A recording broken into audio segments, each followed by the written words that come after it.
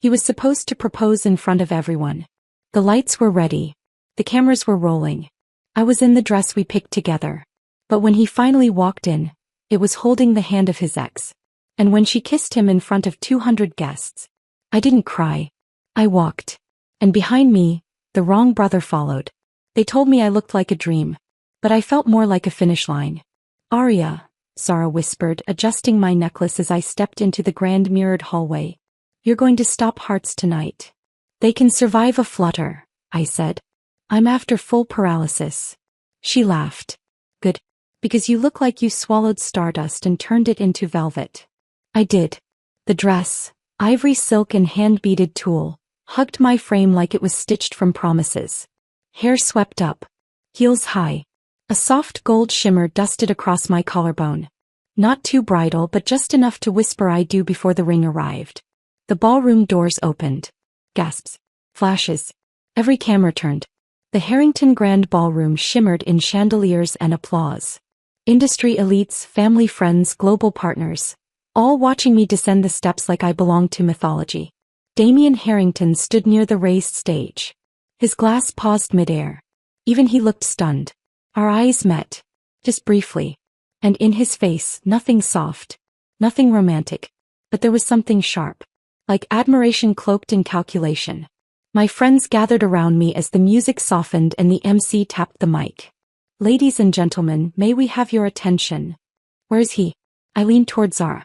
Where's Cole? He looked around. He was right here. 5 minutes ago. He went to take a call. But the program's starting, I whispered. He's supposed to be on stage by now. We were meant to do the announcement together. I'll check, she said, moving toward the wing. I scanned the ballroom. Guests were already whispering. Is he late? Maybe he's surprising her? Dramatic entrances run in the family. Even the musicians glanced toward the stage, unsure whether to keep playing. I looked at Damien. He lifted one brow, not mockingly but with a silent question. Do you want me to do something? I shook my head slightly. No, not yet. Then, a ripple in the crowd. He appeared. Oh, finally. The relief was so sudden it almost knocked the air from my lungs. There he is, someone said. Of course he wouldn't miss this. The groom has arrived. The crowd parted instinctively as he walked toward the stage, toward me. He smiled. I exhaled. Until the murmurs shifted. A gasp. Then, oh my God, who's that behind him? And I saw her. A red gown that clung to every curve. Hair styled in loose, deliberate chaos. Lips too red to be accidental. Lila Monroe. His ex. The one who left him. The one who haunted his stories. The one I was supposed to be nothing like. She reached him before he got to the stage. Cole, she called softly. He paused. Right there, 10 feet from me. Cole, please. She touched his arm. The crowd froze. I froze. He didn't shake her off. She took his hand. And then she said it. Clear. Loud. For everyone to hear. I still love you. My blood went cold. No one moved. No one breathed. I felt Zara grip my arm behind me, but it was distant. Like I'd left my body behind in that dress and drifted somewhere above the chandelier. Don't do this, Cole muttered. But he didn't move. Just listen, Lila said. I know I left. I know it's late. But you don't love her. Not like you loved me. Whispers turned into thunder. Someone fumbled their wine glass. Chattered. And then she kissed him. Right there. In front of everyone. On my engagement night. The cameras caught it. The air cracked like glass. And I stood there. So, crowned in silence. No one moved. No one stopped her. Not even him.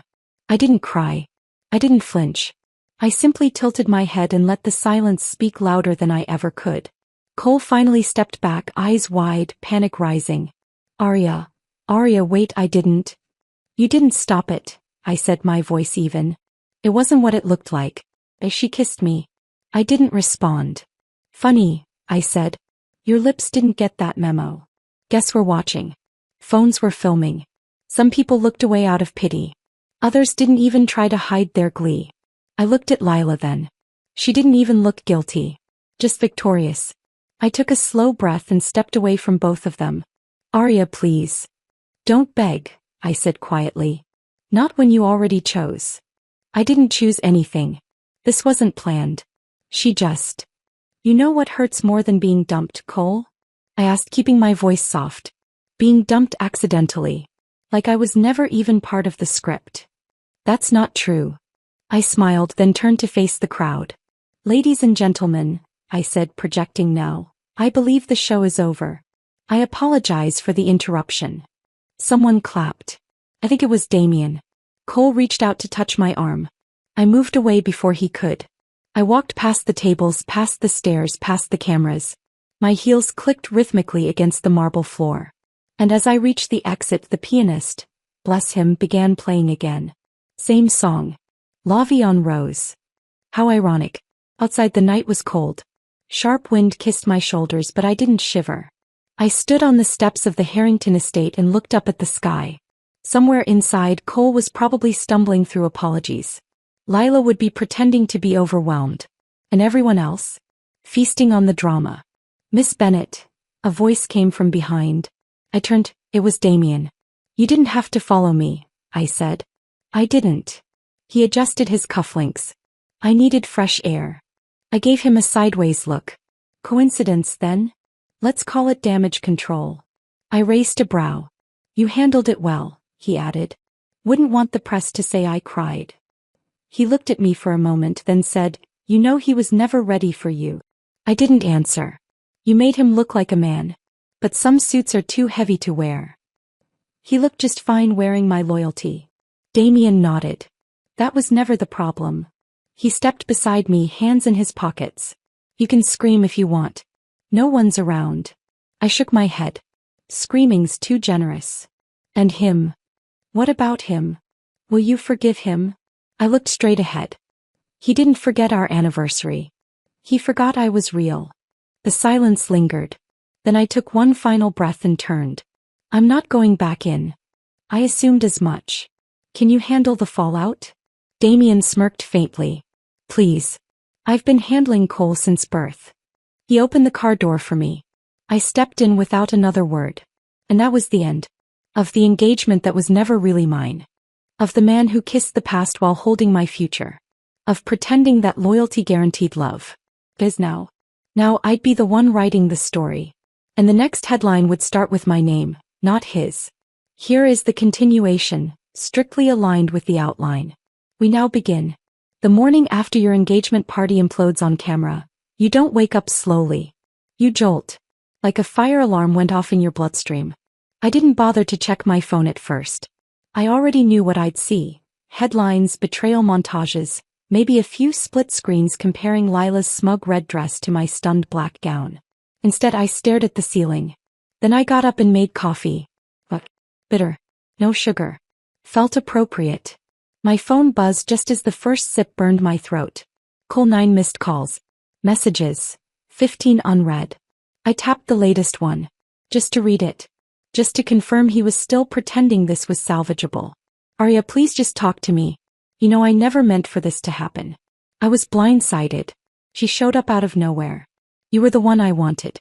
Please don't throw everything away over one mistake. One mistake. Right. The kiss was one thing. But the pause, that full second where he leaned in, eyes half shut, the world spinning around them, that wasn't a mistake. That was a choice. I set the phone down. The doorbell rang. I frowned and opened the door to find Zara, my best friend and PR manager, standing there in oversized sunglasses and a messy bun. She held up a bag from our favorite bakery and kicked the door shut behind her. You're everywhere, she said, dropping the bag on the kitchen counter. Daily Gazette, hello.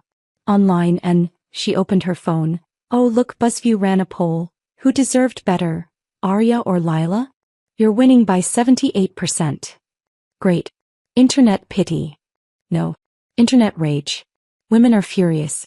You're a meme now. I groaned. He grinned. Me after watching Arya get humiliated in Valentino while her fiancé melts into a Dollar Tree discount version of Jessica Rabbit. That's the caption. Over a clip of you walking out. I cracked a smile. I guess I did look expensive. Very. And you didn't even trip. Iconic. I poured her coffee. What's the damage? Cole's team is silent. No statement. Lila posted a photo this morning of the dress she wore last night with the caption, "Still fits." My jaw clenched. Of course she did. Don't worry. She's trending, under #homewrecker in red. Zara sipped her coffee. Now here's the fun part. Damien called me. I blinked. Damien. Yes. Very clipped. Very Harrington. Wants you to issue a statement. His exact words were, something clean. Powerful. A blade wrapped in velvet. That sounds like something you'd say. I know, right? We're kindred spirits.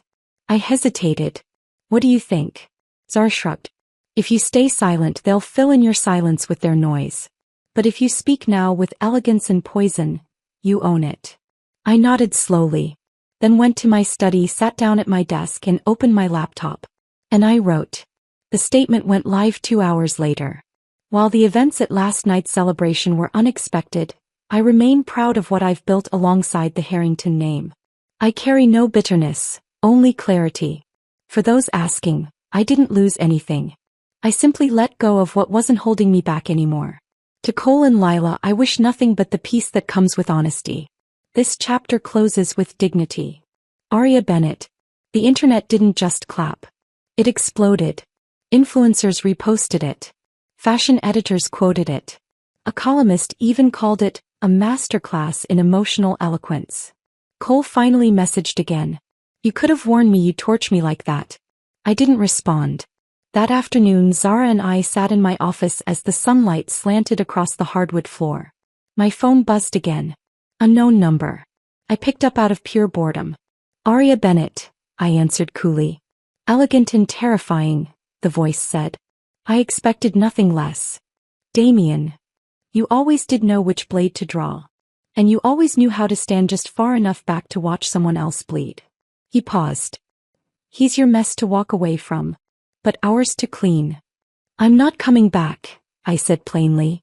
I didn't ask you to. I asked you to speak. You did. There was a silence. Then he added, thank you. Don't thank me, I replied. You got off easy. There was a slight chuckle so faint I almost missed it. I've sent something over, he said. A small gesture. Before I could reply, he ended the call. 5 minutes later, a courier arrived with a black box. Inside, a Mont Blanc pen, deep plum with gold accents, engraved with my name. Zara leaned over my shoulder. Damn. That's not a thank you. That's a come back and burn the rest of them gift. I'm not taking the bait. You don't have to. You've already started the fire. Later that night, I finally opened my social media. Mentions everywhere. DMs flooded. And one photo had gone viral. Me walking out of the ballroom. Back straight. Shoulders bare. Eyes forward. Behind me, Damien just a few steps away, face unreadable. Caption read. The man who watched her walk away and didn't let her fall. I stared at it for a long time. Not because of what it said, but because I couldn't tell if it was true. At midnight, Cole showed up at my door. Of course he did. I didn't answer. But I watched from the upstairs window as he stood there, tie undone, hands in his pockets, looking more like a confused teenager than the man I was supposed to marry. He stood there for almost 15 minutes. Then left. Zara texted from downstairs. Want me to throw eggs at him? I'm not above it. I smiled at my screen, then typed back. Oh, he's already cracked. The next morning, Damien called again. This time I let it ring. Because dignity is a strange thing. You think it means rising above. But sometimes it means knowing exactly who doesn't deserve a reply. The first thing I did Monday morning, walked into Harrington and Lyon wearing the same heels I wore when Cole introduced me as his fiancée. No ring. No smile. Just my ID badge and a black suit sharp enough to slice through whispers. Miss Bennett, the front desk girl stammered. We didn't know you'd be in today. I still manage the brand partnerships division, I said calmly, pressing my badge to the elevator. Until someone tells me otherwise, I have work to do. Inside the elevator, I caught my reflection. Polished. Taken. A walking contradiction to every tabloid headline screaming heartbreak. But the second I stepped into the 17th floor, the silence swallowed me whole. People froze. Someone dropped a pen. And then clicks. Slack messages. Subtle turns of heads. I saw them. Felt them. Especially Cole's assistant Lindsay, who always wore too much perfume and not enough loyalty. I passed her desk. She didn't look up. "Morning, Lindsay." Her jaw flexed. "Good morning, Miss Bennett." I opened my office door. Same room. Same view. But something had shifted. I wasn't here to be anyone's partner anymore. I was the threat they forgot to lock the door against. "Your inbox is a mess," Zara muttered, throwing herself into the chair across from my desk. "Also, Lila just posted something." I arched an eyebrow. "Let me guess. A quote about finding your way back to true love?" "Close. It's a photo of her in a white silk robe." "Your robe." I froze. She captioned it, "He kept all my things." My fingers twitched.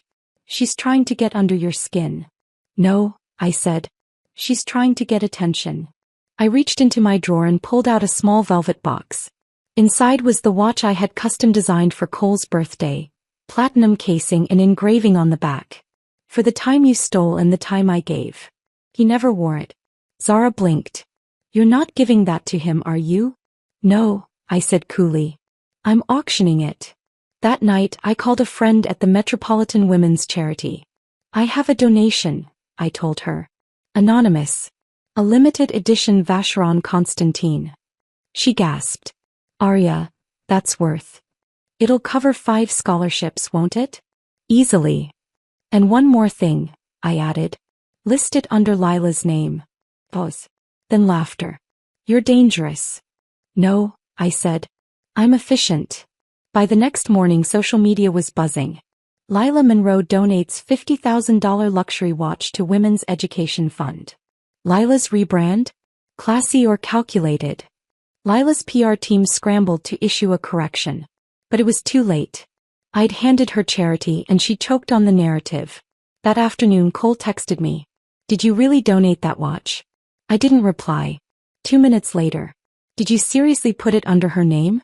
Still nothing. 3 minutes after that. "I'm not sure what you're trying to do, but this isn't you." I stared at that message. "This isn't you." As if he ever paid attention long enough to know what I was. By Wednesday my name was quietly reinstated on all pending contracts. 2 clients who had ghosted me since the scandal suddenly wanted meetings. And Damien? He sent flowers. White peonies. No note. Zara leaned over the arrangement on my desk. "This man sends silent gestures like he's writing poetry in Morse code." "I don't speak flower." "You don't have to. Your walk says everything." Thursday evening I stepped out of the office and bumped into Cole near the elevators. Of course. He looked tired. The perfect 5 o'clock shadow, undone collar. His charm now looked like desperation dressed in Hugo Boss. "Hey," he said. "Cole." He scratched the back of his neck. "You've been busy." "I work here." "Shocking, I know." "You've made your point," he said. "What point is that?" "That you're hurt." I smiled. "I'm not hurt. I'm healing." Loudly. He stepped closer. "Can we just talk?" "No. It's just a conversation." "No," I repeated evenly. He blinked. "I just want to explain. Explain how you paused. Or how you panicked. Or how you handed me to the wolves, then blamed the moon for your weakness." He exhaled. "You sound rehearsed." "I had a lot of time to practice while you kissed your ex at my engagement party." His jaw tightened. "You've changed." "No," I said. "You just didn't look closely the first time." Back in my office, Zara stared at me like I'd grown wings. "Did you just crush him in 4 sentences?" I shrugged. "He underestimated the wrong woman." That weekend I sent a message to Damien. Just 4 words. "You still watching quietly?" He replied instantly. "Always." "Shall I offer commentary or applause?" I smiled. "Neither. Just silence." "I'm working." Monday morning I walked into my office and found a note slipped under the door. No envelope. Just a single piece of cardstock. "Next time you dismantle someone, leave something for the press to mop up." D. I folded it once. Slipped it into my drawer. And opened my laptop. Because this wasn't revenge. This was the beginning of something much bigger.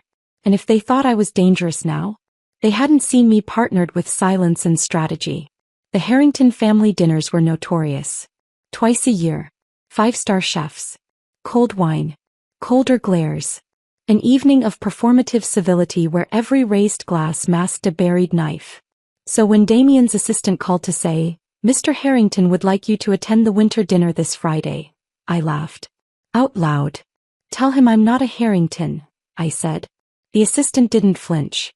"Mr. Damien said to inform you that your last name was never the problem." Friday came anyway. And I went. Not for Cole.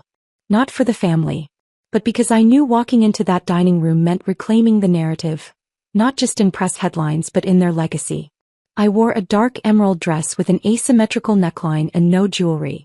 Let the tension dress the outfit. Zara offered to go with me. I told her no. This wasn't about support. It was about power. And power, like revenge, is best worn alone. Damien greeted me at the door. "You're early," he said. "You're surprised." "No," he replied. "Just pleased." The dining room had already filled with Harringtons. Uncles, cousins, wives. People who once greeted me with fake smiles and tighter hugs. The type that measure worth in headlines and stock prices. Now they nodded stiffly. I sat between Damien and a distant aunt who wore enough perfume to kill small mammals. "Arya," she said, air kissing the air beside my cheek. "So good to see you. We were just saying, weren't we? How elegant you looked at the gala, even with the unfortunate events." I said. "Unfortunate for some. Enlightening for others." She blinked. "Right. Of course." Cole walked in 20 minutes late. Lila wasn't with him. His eyes darted across the table and landed on the empty chair beside me. Then on me. Then quickly away. Damien leaned in. I debated not inviting him. "But you love a front row seat to failure," I murmured. He smirked. "Guilty." Dinner was roast duck, caramelized pears, and too many false smiles. The conversation turned, eventually, to the family business. "We're expanding in Dubai," one cousin boasted. "Trying to," Damien corrected. "But we need someone who understands narrative. Image. Storytelling." All eyes shifted toward me. I lifted a brow. "Why are you all looking at me like I'm dessert?" Someone chuckled awkwardly. Damien kept his eyes on his plate. "Because you're the only person here who knows how to walk out a fire without smelling like smoke." Cole stiffened. "She also knows how to light it." "I only light what deserves burning," I replied, meeting his eyes. The table went silent. Then Damien clinked his glass once. "To Arya." The others murmured agreement. I raised mine slowly. "To leaving things behind, especially the ones pretending to be irreplaceable." Cole's mother choked on her wine. After dinner, I stood in the hallway adjusting my coat.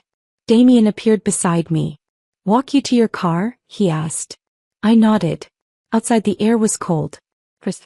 The kind of cold that cuts right through silk but not through certainty. "You didn't have to toast me," I said. "I wasn't toasting you," he replied. "I was warning them." I looked at him surprised. "You walked in tonight without a ring, without a name, and they still looked at you like you owned something they couldn't touch." "Because I do." He stopped beside the car. "You know, when Cole first brought you in, they thought you were a phase." "I know. They thought you'd be overwhelmed. That you'd fumble, try too hard. They didn't think you'd adapt so quickly." "I didn't adapt," I said. "I outgrew." He stared at me for a long second. "Why did you really invite me?" I asked. "I needed them to see what they lost," he said. "Not just Cole. All of them. That's a lot of ego for one dinner." I meant what I said at the table. "You don't just understand image, you are one." I tilted my head. "And what image do I give off now?" He stepped closer. "Controlled fire." His voice was low. "Taken. You should be careful," I said. "Why?" I burned back. He opened my car door. "Good night, Arya." "Good night, Damien." As I slid into the back seat, a flash went off. Paparazzi. Of course. Damien didn't flinch. Just stood by the car like a knight posing for a scandal. By morning the headlines would explode. Arya Bennett leaves Harrington family dinner, escorted by Damien Harrington. Revenge looks good in emerald. Was she the wrong brother's fiancée all along? I didn't care. Let them ask. Let them wonder. Let them finally realize. I was never the shadow in Cole's story. I was the plot twist. He waited for me in my office. Not Damien. Cole. I didn't even flinch when I saw him, leaning against my desk like it still belonged to him too. Like the 2 years we spent building his brand gave him residual ownership over my space. Nice coat, I said, closing the door behind me. Did your guilt pick it out? He straightened, arms crossing. Can we talk? We're already talking. His jaw tensed. I mean, really talk. I set my bag down slowly. You kissed her, Cole. I didn't kiss her. She kissed you. You didn't move. I was shocked. No. Shock is a blink. A flinch. You closed your eyes. I sat in my chair, cool and upright. You leaned in. He was quiet for a beat. Then, I froze. You were always good at that. He exhaled. Arya, I didn't bring her there. I didn't expect her to show up. I didn't. You didn't stop her. His eyes flicked up. I never wanted her back. Didn't look that way. She cried. So did I. Privately. Without ruining an entire night. I panicked, he said, voice cracking slightly. She said she still loved me. That she left because she thought I'd never choose her. And when she walked into that room, I don't know, I just forgot I existed? No, he snapped. I just softened. He winced. Right in front of me, I continued. You softened. I made a mistake, he said. 1 moment. 1 second. But everything before that, it was real. My fingers curled against the armrest. You think this is about a moment? He looked confused. Isn't it? This is about erosion, I said. You chipped away at me. Fully. Subtly. With every time you compared us. Every time you said she understood your silences better. Every time you made me feel like I was trying too hard to match a ghost. He looked wrecked now. I never wanted to make you feel that way. But you did. Silence. And then he stepped forward, pulling something from his pocket. A ring box. I stared at it. The velvet was dark navy. The ring inside was diamond. The one we'd picked together. You didn't give it to me that night, I said flatly. I was going to. But you gave her your attention. He held the box out. I'm giving you this now. I blinked. You're giving me a second-hand proposal? It was always yours. No, I said. Now it's just a souvenir. I stood. He didn't move. Arya. I looked him in the eye. Don't give me the ring she wore. She didn't. I don't recycle trust. And with that I turned toward the door. It opened before I could reach it. Damien. Of course. Tall, unreadable, dark suit, crisp shirt. Like timing was something he engineered. He took one look at Cole holding the box and raised a single brow. Cole stiffened. Am I interrupting? Damien asked mildly. No, I said, walking past both of them. He was just leaving. Cole looked at me. We're not done. Yes, I said, looking back over my shoulder. We are. Outside my office I didn't stop. Not until Damien matched pace beside me. He didn't say anything right away. Just walked in sync. Then casually, lunch? I stared at him. Are you always this composed? Yes. Even when your brother's groveling in your hallway? Especially then. I shook my head. Where are we going? There's a new French place downstairs.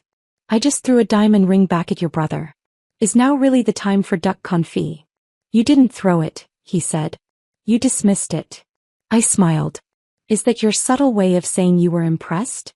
Subtlety is my second language. The restaurant was sleek and quiet. Harrington Properties only dined where their lawyers also vacationed. We slid into a corner booth. The host didn't ask questions.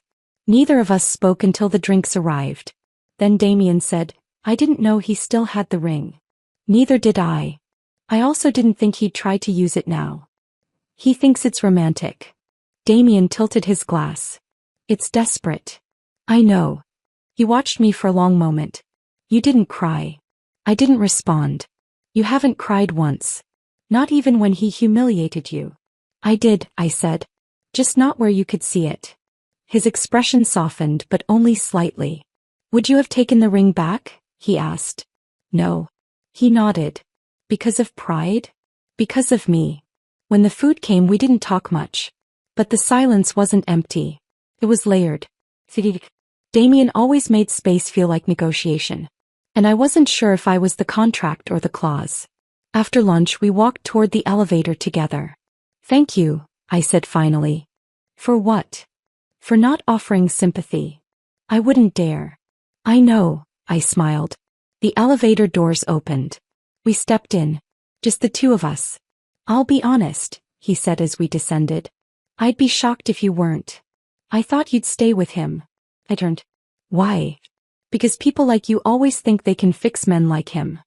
And what made you change your mind? He looked at me. You. When the doors opened, he let me walk out first. Arya, he said as I paused at the lobby. I looked back. If you ever do want a ring, he said, make sure it's one that was never meant for someone else. I nodded once, then left without looking back. 2 days after Damien walked me out of that elevator, a sleek envelope arrived at my apartment. No stamp. No courier logo. Just my name, written in neat, slanted strokes that looked suspiciously like Damien's own hand. Inside, a contract. Title, Consulting Agreement, Harrington Global Expansion Division. 3 pages. 6 digits. And at the bottom, a handwritten note. Legacy belongs to those who know how to outlast storms. Let me know if you'd prefer to build instead of recover. D. I laughed. Out loud. And then I called him. He picked up on the second ring. Took you longer than I expected. I was debating whether to frame it or burn it. I assumed it was the latter. I have a fireplace. Don't tempt me. You're not calling to decline, he said confidently. I hesitated. I'm calling to negotiate. We met in the rooftop lounge of the Harrington Plaza. Private, quiet, glass walls overlooking the city. He was already seated when I arrived, sipping espresso like a man immune to caffeine and consequence. He stood as I approached. Arya. Damien. I dropped the contract on the table. Let's talk. I'm listening. I won't work for you. He nodded once. Noted. I won't answer to your board, your name, or any man with an opinion about my walk. Understood. And I don't do puppet optics. Good, he said. I don't hire puppets. I raised a brow. You hire fire starters. I hire legacies in the making. Our eyes locked. He gestured toward the seat opposite him. Sit. I did. Your terms, he asked. I want full control of brand positioning. I choose the team. I oversee narrative strategy. He didn't blink. Done. I want equity. Already drafted. No PR stunts. I don't need them. And if Cole comes crying again, I walk. His jaw tensed only slightly. He won't. I'm serious. So am I. We stared at each other for a beat too long. Then I picked up the pen he slid across the table and signed my name. Pling. Taking. Permanent. Damien leaned back. Welcome to the war room. That evening, Zara barged into my place with a bottle of champagne and 3 different news articles. You're trending again. Is it the dress? The ring rejection? Or my new consulting deal? All 3. But mostly this. She flipped her phone toward me. Headline. Harrington Brothers divide power. Arya Bennett joins Damien's expansion team. Oh, and Lila's account? She added, pouring champagne. What about it? She just deleted 4 posts. Unfollowed Cole. And wait for it, posted a news story with a cryptic quote. I raised an eyebrow. Let me guess. Something Shakespearean and self-victimizing. Zara read aloud. Some people use love to climb. Others use silence to fall. With a mirror selfie. I rolled my eyes. She's spiraling. Zara sipped. She's exposed. The next morning, Cole showed up at the Harrington lobby. This time, security didn't let him up. And that was the clearest shift of all. He was no longer the face they protected. He was the brother they contained. Later that week, Damien and I reviewed the first global pitch deck together. Our shoulders brushed once over the laptop. He didn't pull back. Neither did I. He glanced over. You read faster than anyone I've ever met. I skim lies quickly. You think the deck is a lie? No, I said. Just padded. Too much buzzword fluff. Not enough teeth. He smirked. Then add teeth. By week's end, I'd restructured the entire brand rollout in 12 cities. By Monday, the board approved it, unanimously. By Tuesday, our rival firm released a copycat strategy. By Wednesday, I saw her. Lila. In the Harrington parking garage. She didn't see me at first, she was on the phone. Leaning against Cole's car. I told you, she hissed. The deal will tank if we pull now. Just wait. Let it crash. Then move. My heels clicked against the concrete. She turned, startled. Our eyes met. Her lips curled. Didn't expect to see you underground. I smiled. Didn't expect to hear you leaking strategy files. She laughed like a trained actress. Still pretending to be unbothered? No, Lila. I'm just not interested in reacting to borrowed drama. She stepped closer. You think Damien's going to save you? I don't need saving. You think you've won because of some contract? No, I said. I've won because you're nervous enough to meet people in parking garages. Her smile faltered. And that was all I needed. That night Damien called. She's been seen with investors from Beaumont and Frey, he said. Cole's shares are slipping.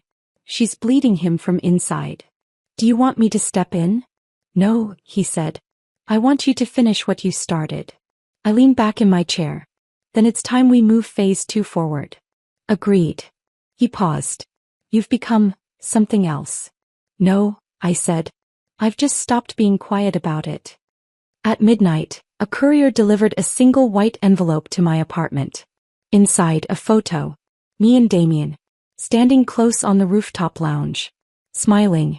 No angle of scandal, just partnership clean and effortless. But on the back of the photo, a note. She's watching. Let her. I framed the photo. Put it on my desk. And started drafting the final global proposal. Because we weren't playing defense anymore. We were building the empire. And I was writing its story. The Harrington Winter Ball had always been an over-orchestrated affair. Glittering chandeliers, strings playing Bach with manufactured perfection, and guests dressed like royalty with agendas stitched into their sleeves. I hadn't attended since Cole and I were still a wee. This year my name was on the VIP list, as a consultant, not a +1. But this time I wasn't there to support the family. I was there to wear the silence that made them flinch. Zara arrived at my place before I left, holding a hanger draped in midnight. I had this made for you, she said, pulling the garment bag open. The dress was custom. Sculpted satin in deep indigo, slit high, neckline daring but structured. Minimal. Fierce. This, she declared, is not an outfit. It's a power move. I changed. Pinned my hair back. Applied one stroke of red across my lips. When I stepped out of the car in front of Harrington Hall, the cameras caught it. The hush before the flash.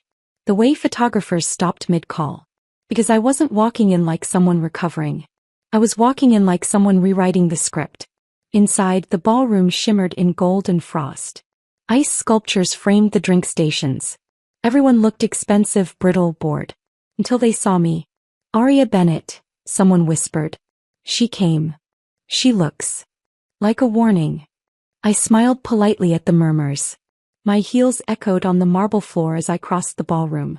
Cole was already there, hunched in a corner with a drink in hand, his bow tie undone like a desperate attempt at looking unbothered. And beside him, her. Lila Monroe. Draped in sequins. Silver and predictable. She caught sight of me and tensed. Game on. An hour and she made her move. I was at the champagne bar when she approached, flanked by two socialites who clung to her drama like it was a designer clutch. Aria, she said sweetly. I almost didn't recognize you. That dress is bold. I turned slowly. Well, it must have worked. You recognized me from across the room. She fake laughed. So how's the consulting gig? Do you just follow Damien around and nod now? No, I said. I lead meetings while your boyfriend chokes on quarterly reports. Her lips twitched. You always were ambitious.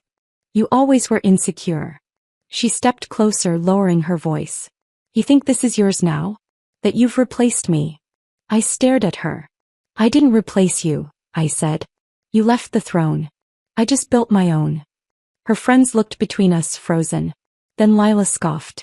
All this, the dress, the drama, you think this makes you powerful? No, I said calmly. This, I pointed to my name on the event program as a keynote speaker.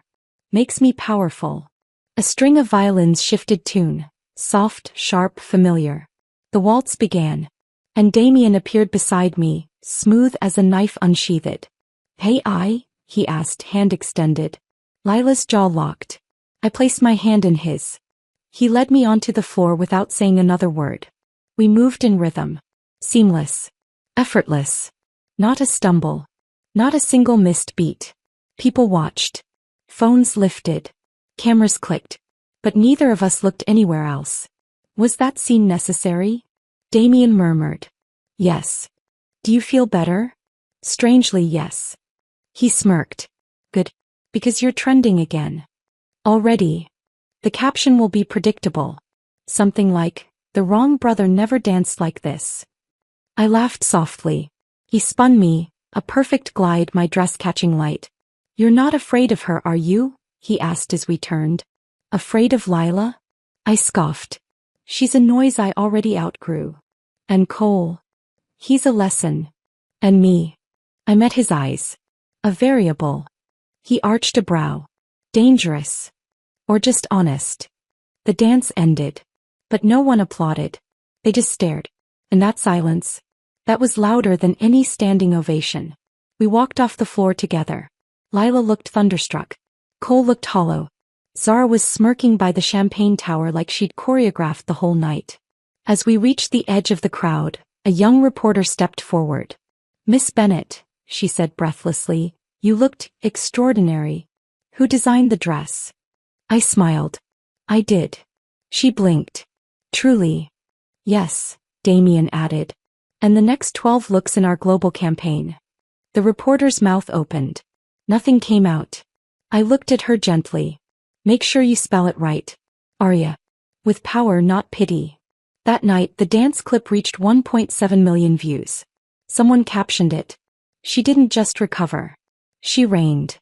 The next morning, a new anonymous editorial ran in the Ledger.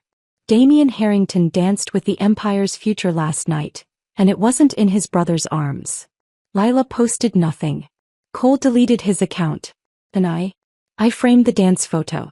Not because it was romantic, but because it was surgical. They underestimated the wrong woman. Now they watched me lead. He showed up again. Same suit. Different desperation. Cole was standing in front of my office door before I even made it down the hall. Staff passed him quickly, eyes dropping as if proximity to him might damage their careers by association. He looked up the second he saw me. "Arya. I have meetings," I said, not slowing. "Please. Just a second." "You used your seconds," I replied, brushing past him. He followed me in. This time I didn't tell him to leave. I let him talk. "She's gone." I looked at him. "Because she left? Or because you finally let her?" He didn't answer. "Doesn't matter," I said. "You had your chance. You spent it. I never meant for any of it to happen." "And yet," I said calmly, "it did. While you were busy waiting for the past to prove it still wanted you, I was right here, building a future." He stepped forward. I panicked. I froze. "But I never stopped loving you." I stared at him. His mouth opened. Silence. The kind that doesn't beg to be filled. The kind that ends things. Then the door opened. And Damien stepped in. He paused when he saw us, then nodded once. Cole's face went pale. "Of course." "No," Damien said smoothly. "Not of course. Just on time." Cole clenched the box tighter. "I came here to apologize." "I think she heard you," Damien said. "And I think she answered." I grabbed my notes and walked toward the door. Cole stepped into my path. "Arya, please don't do this." I looked up at him for the last time. "I'm not doing anything. I'm just refusing to undo myself for you again." Then I turned. Walked past them both. Out into the hallway. Outside, Damien caught up. Then, "Are you all right?" "I was never fragile." "I didn't ask if you were," he replied. "I asked if you're all right." I stopped walking. Looked up at him. "I think so," I said. That felt final. It was. I didn't even feel like crying. "You already did," he said. "In your own way." We stood there a second too long. Then he reached into his inner jacket pocket and handed me a small rectangular box. "What's this?" "Something I had made before you said no to him. Before the gala. Before the rooftop meeting." I blinked. Why? He shrugged. Because sometimes timing doesn't have to be reactive. I opened the box. Inside was a ring. But not a diamond. Not anything close. It was a slim band, smooth platinum, with a single embedded emerald so dark it looked black until the light touched it. On the inside a word. Sovereign. My breath hitched. You think I need reminding? I whispered. No, he said. But I think you deserve a keepsake from a story where you were the one who didn't beg. I stared at the ring. Why emerald? Because emeralds don't beg to sparkle. They just do. I closed the box. I'm not ready, I said. For that. For what it implies. I'm not asking you to be. He slipped his hands into his pockets. I'm just making sure you don't leave this chapter without a symbol that was never touched by her. I nodded slowly, put the box in my coat pocket, and didn't return it. Later that night I sat on my balcony with a glass of wine, the city humming below me. The ring stayed in my hand, glinting under moonlight. I didn't try it on. I didn't need to. Because this one wasn't about belonging to anyone. It was a reminder. That power wasn't in the sparkle. It was in the silence that followed every time I walked away without flinching. Power doesn't collapse with explosions. It unravels. One loose thread at a time. And Cole Harrington? He never learned to check the stitching. The first sign was quiet. An email leak. Then a funding delay. Then rumors, whispered at board meetings shared over drinks by junior execs, that someone inside had been moving money through shell brands, reassigning budget lines, bypassing protocol. By the end of the week those whispers had names. And those names were his. Damien sent me the file at 7:43 a.m. on a Tuesday. Subject: you'll want to see this. I opened it half awake expecting numbers. Instead I got a full summary report.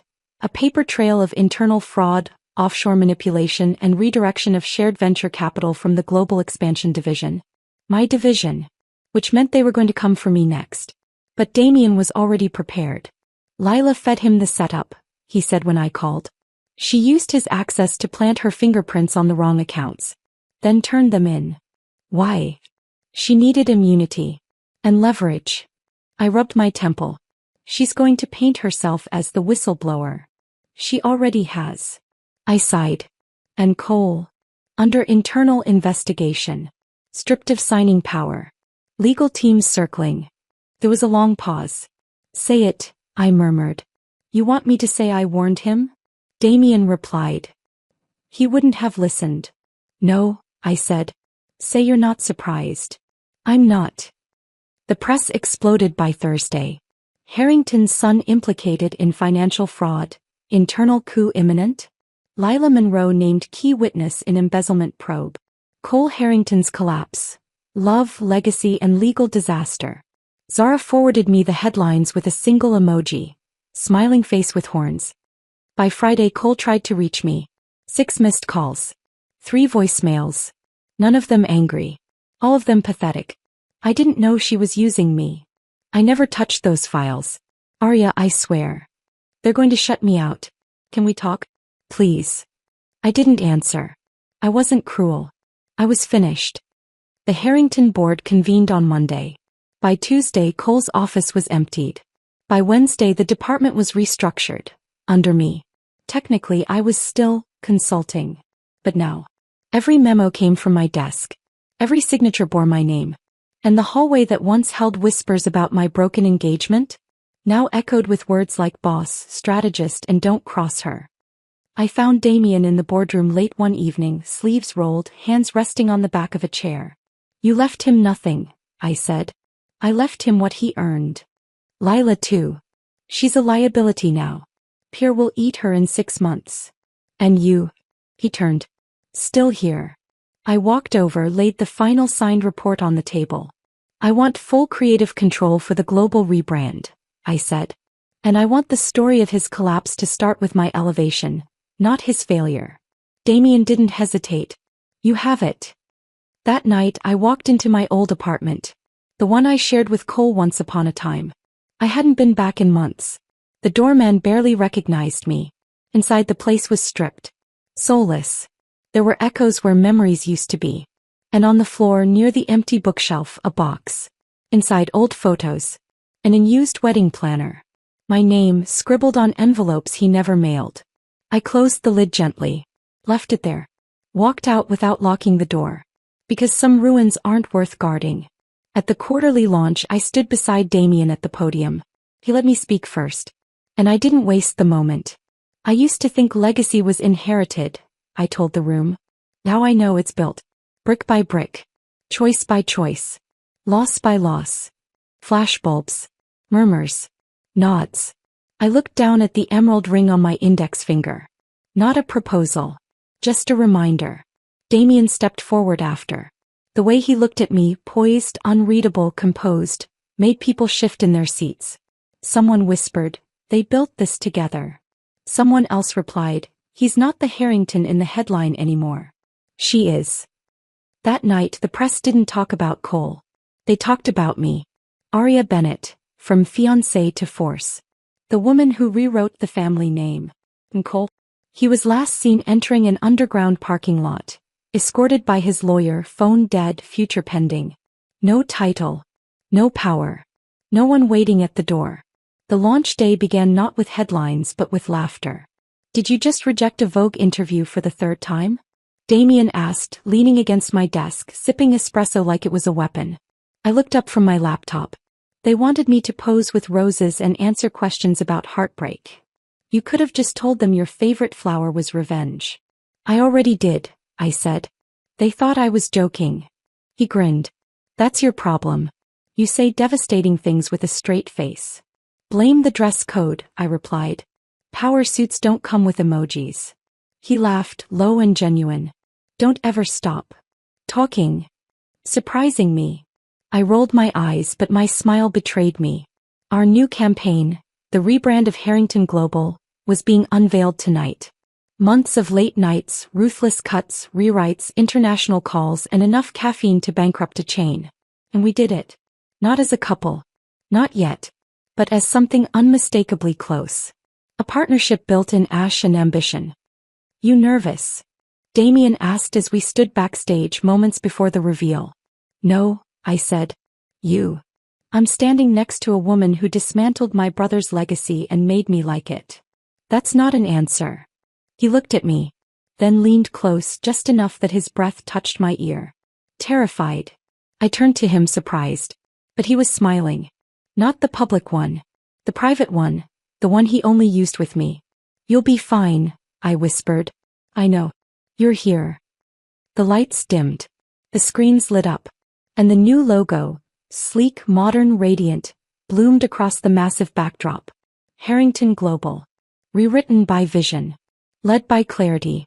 They didn't mention Cole. They didn't need to. His absence said everything. And my presence? That spoke volumes.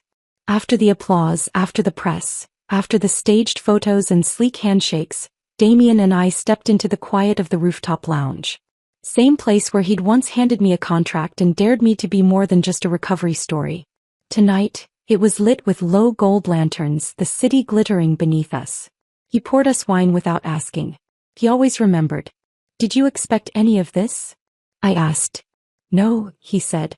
"I expected you to torch the building and walk away." I laughed. "You underestimated me." "I did," he said. "Once. And now. Now I watch you light up rooms that don't deserve you." I sipped my wine. "You sound like you're about to propose," I teased. "God no," he deadpanned. "Then I'd have to compete with a recycled diamond." I choked on my sip. "Damien." He raised a brow. "Too soon. Possibly ever." We both laughed.